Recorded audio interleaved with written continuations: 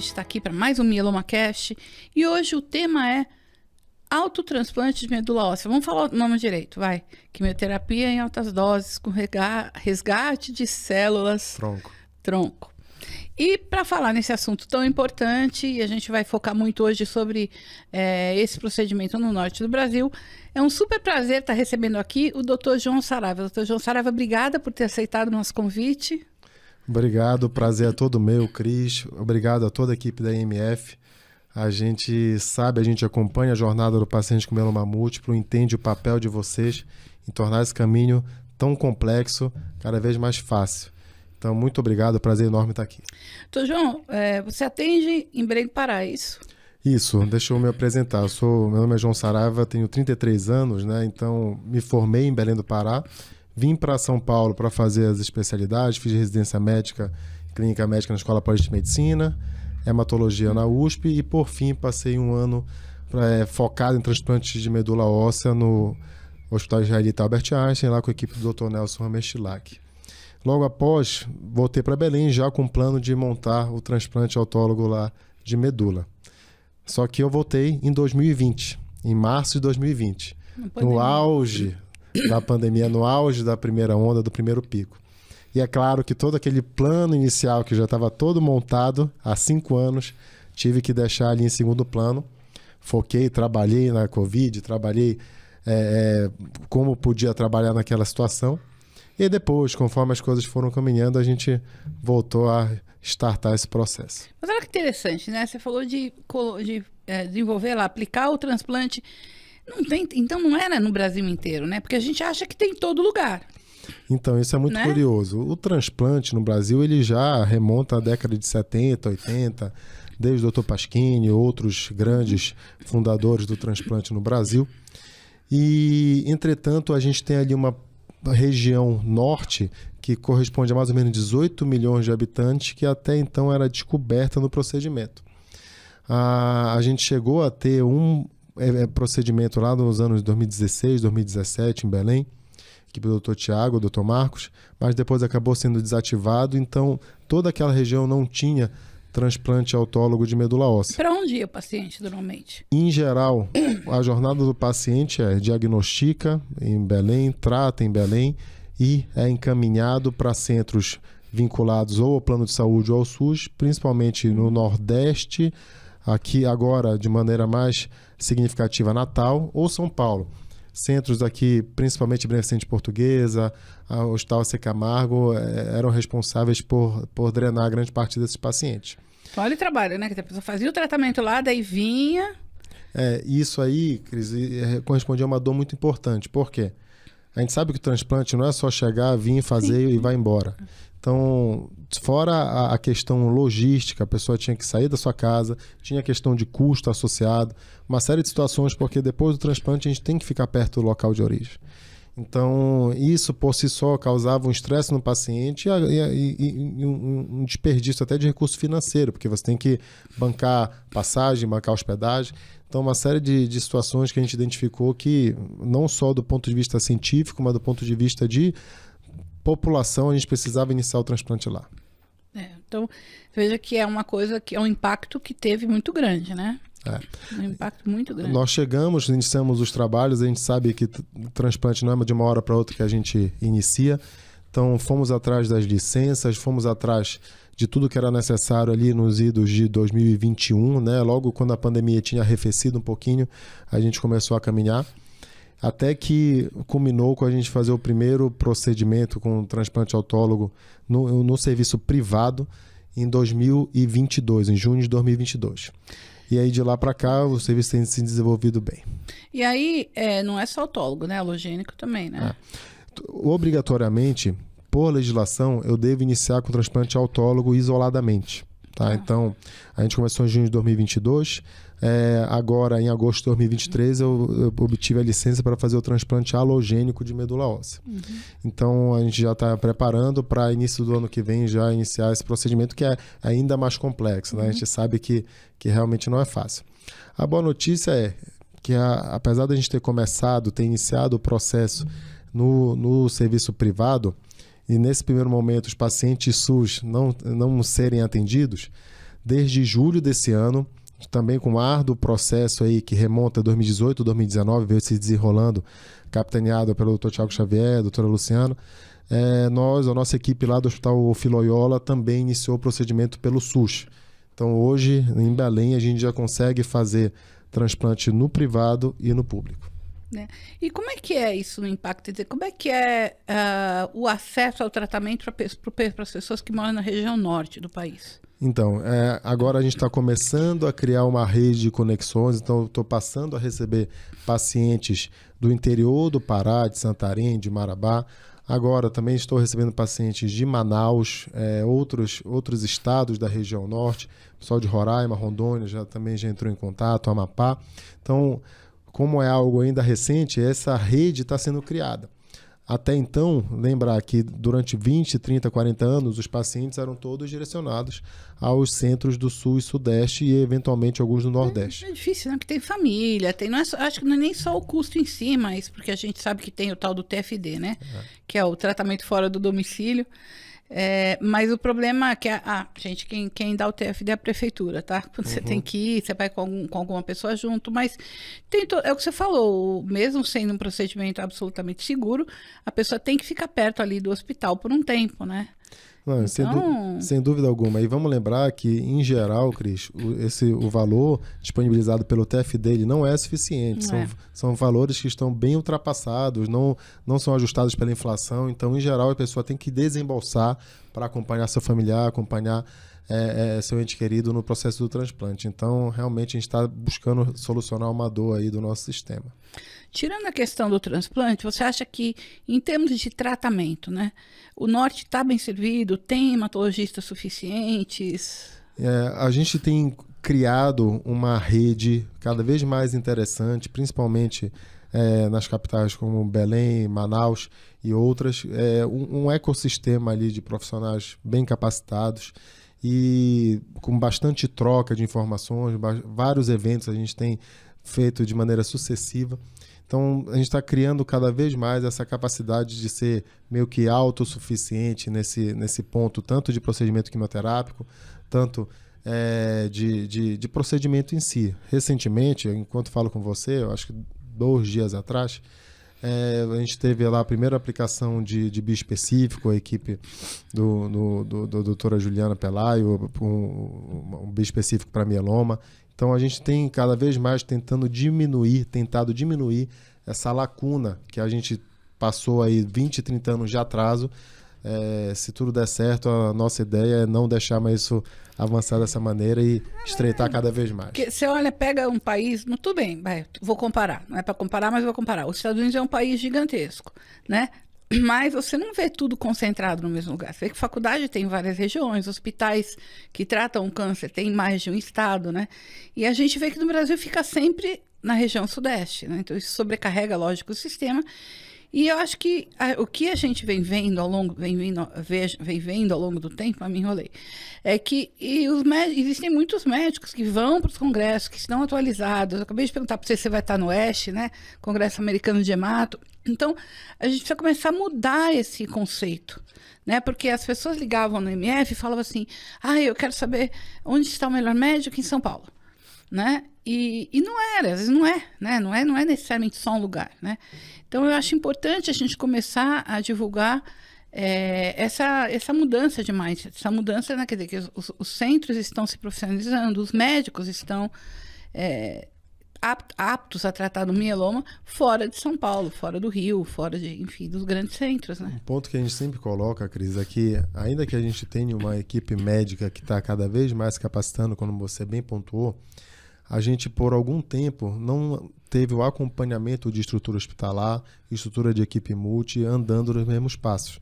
Então, agora, a gente está cada vez mais vendo tecnologias sendo incorporadas pelos hospitais.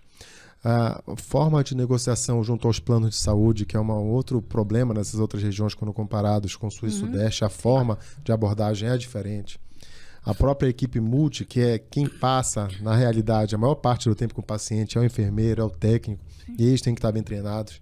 Então, tudo isso a gente vai buscando trazer, vai buscando modernizar, reforçando. O que a gente não quer mais é deixar essa lacuna que a gente teve agora, até reiniciar o transplante em Belém e reiniciar o transplante na região norte, que é fazer com que essa lacuna acabe, que a gente fique cada vez mais andando, se não ao mesmo passo, bem próximo de tecnologia do que a gente tem no sul e sudeste e no resto do mundo.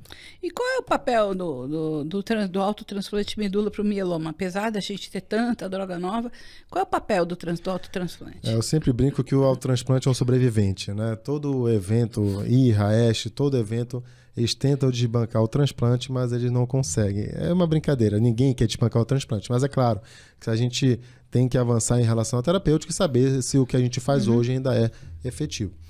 Mas o papel do transplante na primeira consolidação, vamos explicar. Então, o primeiro diagnostica um paciente com mieloma hoje. Ele faz um primeiro esquema de quimioterapia. Em geral, sempre que possível, a gente faz esquema com 4 drogas. E o mais correto hoje, em termos de prolongar a sobrevida livre de progressão do paciente, em alguns estudos, prolongar a sobrevida global, é realizar o transplante autólogo de medula óssea em primeira consolidação. Então, ele faz a químio e já faz o transplante autólogo de medula óssea. E, eventualmente, a depender do caso, faz uma outra terapia de manutenção. A gente já tentou outras formas de abordagem sem o transplante autólogo de medula óssea, inclusive em estudos randomizados, fazendo só quimioterapia e manutenção, ou então fazendo só quimioterapia. Ainda assim, o que a gente viu de resultado é que, principalmente para pacientes com menos de 65 anos, o transplante autólogo de medula óssea ainda tem um papel fundamental no controle da doença. O que o paciente tem que saber, sempre que ele chega para tratar o mieloma múltiplo, ele vai estar participando de uma maratona. Não é uma corrida de 100 metros, como a gente vê em alguns casos para outras doenças mais agressivas. O mieloma é uma maratona.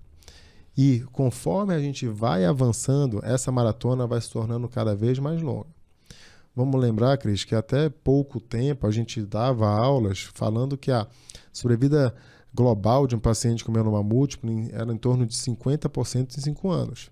A gente já tem visto na prática que essa curva já mudou. Muito maior. Então, os pacientes estão vivendo cada vez mais e com uma qualidade de vida cada vez maior, que é o que importa. Então, dentro dessa maratona, o transplante autólogo de medula óssea ele tem papel fundamental. Eu faço o transplante nessa primeira linha, nessa primeira consolidação, eu tenho um arsenal de novas drogas para tratar ele numa eventual recaída lá na frente. Eu tenho hoje bispecíficos, eu tenho ainda para um subgrupo CAR-T. Então, tratar hoje mieloma múltiplo é um grande prazer, porque a gente percebe a evolução do paciente e percebe que ele vai realmente tendo qualidade de vida para seguir com sua família, seguir com o seu trabalho, seguir apto para a sociedade. É porque evolui muito, né? Por muito tempo não tinha nada, aí apareceu só o bortezomib, aí depois, né, a lenalidomida, e agora veio uma avalanche de coisa, né? A gente pega a linha evolutiva do mieloma, a gente ficou dos anos 70 até mais ou menos o bortezomib só com melfalano, ciclofosfamida, talidomida e prednisona praticamente. Então, a evolução é brilhante. E a gente ainda tem uma dor, porque agora que a gente fala no ambiente perfeito, esquema com 4 drogas, transplante, depois bispecífico, depois CAR-T, só que a gente tem que lembrar que no Brasil a gente está falando de 15% a 25%, quando bem otimista, da população brasileira.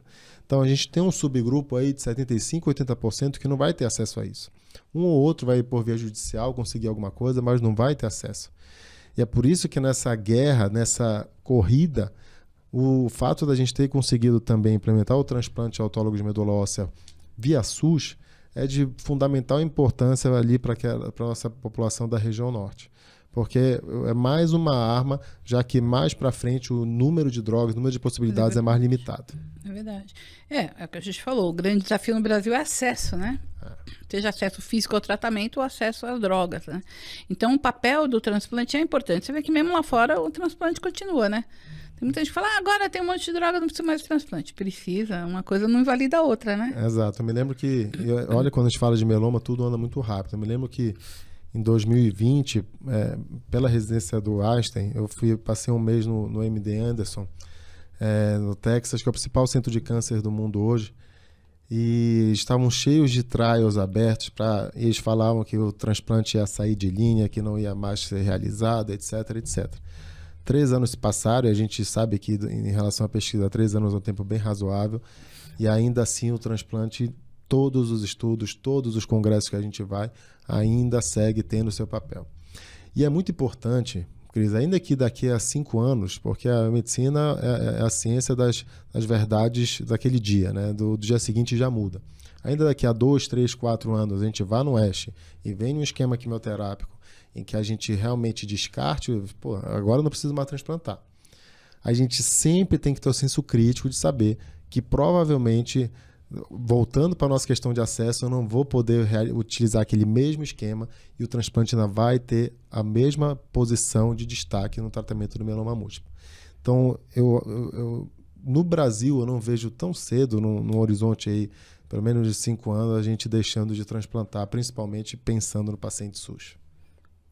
E isso vale tanto para o paciente jovem, você fala até 65, mas para o paciente jovem também é importante, né, o transplante? Isso, o paciente jovem, sem dúvida alguma, que vai ter cada vez mais sobrevida livre de progressão.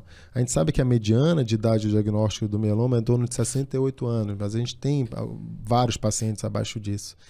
E nessa faixa entre 65 e 75 anos, ainda assim é possível transplantar. Eventualmente a gente faz um ajuste na dose do quimioterápico, segue tendo benefício, mas alguns estudos colocam que ali por volta dos 70 a 75, você comparando o transplante com algumas drogas como a lenalidomida, por exemplo, já não teria um benefício tão claro, ao custo de um pouquinho mais de toxicidade. É por isso que nessa faixa o transplante ele tem que ser bem avaliado, mas ainda assim tem um papel excelente mesmo nesses pacientes com mais idade. Qual a segurança de um transplante autólogo? O transplante autólogo é um procedimento extremamente seguro. Então, só contextualizando, porque eu sei que muitos dos nossos telespectadores eles ainda podem estar no processo de realizar o transplante e têm curiosidade. Então, digamos que eu fechei o diagnóstico de um paciente hoje, comecei o esquema de quimioterapia e falou: a dona fulana é elegível a fazer o transplante de medula óssea. Legal. Então, em geral, a gente tem toda uma equipe multi que vai avaliar esse paciente. Eu sempre brinco que o transplante não é para quem quer, é para quem pode. Então, faz uma série de exames, tanto de sangue, exames de tomografia, exames cardíacos, exames pulmonares, para saber se aquela pessoa está apta a realizar o procedimento. Feitos todos esses exames, não vendo nenhum déficit muito importante, uma insuficiência cardíaca, qualquer outra condição mais grave, eu vou colocar esse paciente como elegível. Em geral, ele vai fazer uma avaliação odontológica. A boa saúde dos dentes é fundamental para o transplante, por conta do momento que a imunidade baixa. E a gente vai marcar a data. A primeira fase do transplante, em geral, não é internado, é o que a gente chama de mobilização. O que significa isso? Tenho que dar um remédio para o paciente para estimular com que as células progenitoras, o que é chamada de células-tronco, se desgrudem da fábrica do sangue. Lembrar que a fábrica do sangue ela fica no interior dos nossos ossos. Então, elas se desgrudam na fábrica do sangue e começam a circular pelas veias. É nesse momento que a gente vai fazer a coleta dessas células. Eu vou passar um catéter, em geral um cirurgião vascular faz isso, ou um cirurgião, de um calibre um pouquinho mais grosso, para justamente acoplar esse paciente numa máquina e coletar só essas células que eu tenho interesse, as chamadas células progenitoras ou células-tronco, como queiram. Vamos lembrar que esse processo de coleta é um processo indolor. Tá? O paciente fica ali ligado numa máquina, fica assistindo televisão, esperando o processo ocorrer. Pego essas células que eu coletei e vou guardar. Em alguns casos eu vou congelar e sempre que possível eu vou fazer o que a gente chama de afresco. Eu vou deixar ela ali como se fosse numa geladeira. Logo em seguida vem o que a gente chama de condicionamento, que é a quimioterapia em si do transplante.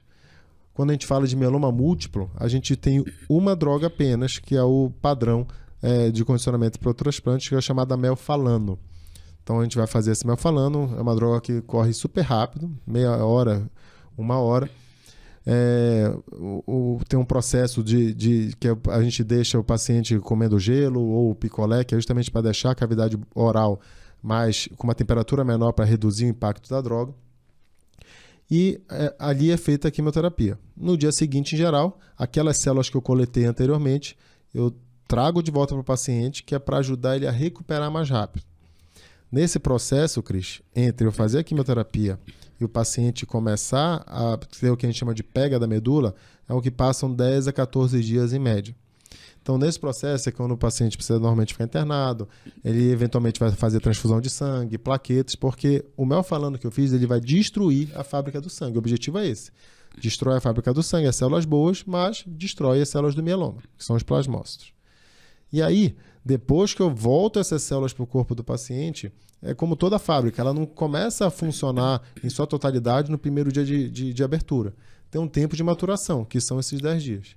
É um processo que a gente fica mais preocupado em relação à febre, em relação ao processo infeccioso, já que a imunidade também está baixa. Então, em geral, é um procedimento extremamente seguro, né? É uma taxa de complicação gira em torno de 1 a 2%, tá? Mas ainda assim é um procedimento extremamente seguro e que tem um resultado muito bom a médio e longo prazo. É isso mesmo. Então, João, obrigada pela aula aqui, né? Acho que todo mundo gostou, uma maneira bem lúdica de falar. Você quer deixar alguma mensagem para o pessoal naquela câmera ali? A mensagem é que voltamos. O mieloma múltiplo é uma maratona. Então, eventualmente, em algum momento dessa maratona, você vai na sua consulta, o médico vai dizer que o pico monoclonal aumentou um pouquinho, que o hemograma saiu um pouquinho da faixa. Mas ainda assim, esse é o momento. E hoje em dia, com tudo que a gente tem de arsenal, eu tenho certeza que o seu médico vai ter um planejamento para você, para fazer com que você volte a ter uma boa condição de saúde, para que a gente volte a controlar o mieloma múltiplo e para que novos tratamentos cada vez mais possam lhe dar qualidade de vida. Então persista, apesar de ter aqueles dias tristes, siga adiante, conte com o papel da IMF, conte com os profissionais médicos à disposição e boa sorte nessa caminhada, nessa luta. Um abraço. Obrigada, doutor João. Obrigada a você que ficou com a gente e até a próxima.